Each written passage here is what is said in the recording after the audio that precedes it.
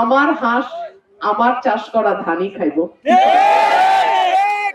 আমার একটা হাঁসও যেন কোন শিয়াল চুরি না করে। এটা কোন হাই কমান্ডের মার্কা না, এটা আম জনতার মার্কা। আপনারা 12 তারিখ সারাদিন রাতে ভোট গণনা করে পর্যন্ত কেন্দ্রর পাহারায় থাকবেন। আপনারাই আমার ভোটের হেফাজতকারী।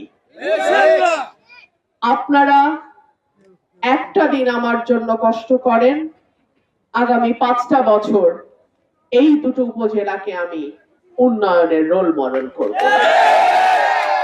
আপনাদের কাছে আমার হাত জোর অনুরোধ, 11 তারিখ বিকাল থেকে 12 তারিখ রাত পর্যন্ত যার যার কেন্দ্রের পাহারায় শেষে থাকবেন। একটা জাল ভোট যেন কেউ দিতে না পারে। আমার একটা হাঁসও যেন কোন শিয়াল চুরি না করে। গুনে গুনে হাঁস আপনারা খোয়ারে তুলবেন।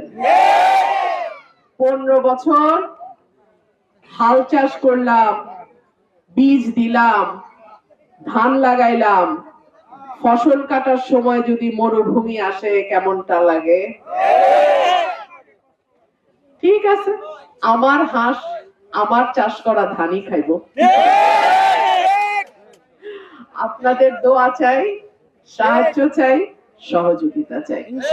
আর আমার মা বোনরা জানে হাঁস কিন্তু সমৃদ্ধির প্রতীক। একটা হাঁসের একটা ডিম, একটা ডিম একটা ছানা।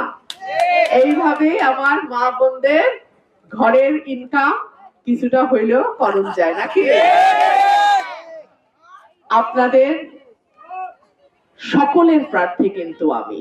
যদি মনে করেন অমুক উনি তো ওনার প্রার্থী, উনি তো ওনার প্রার্থী, ওনারাই জিতায় আনবেন, না, আমি আপনাদের প্রার্থী। আমারই জিতায় আনার দায়িত্ব আপনার।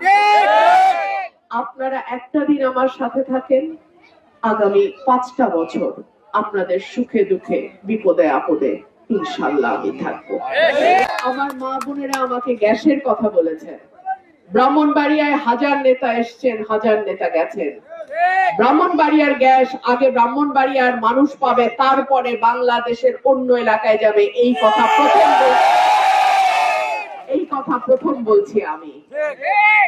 হাইকমান্ডের ডান হাত, হাইকমান্ডের বাম হাত, হাইকমান্ডের কানা আঙ্গুল, হাইকমান্ডের বুড়া আঙ্গুল, কোন নেতাকেই এই কথা বলতে শুনি নাই।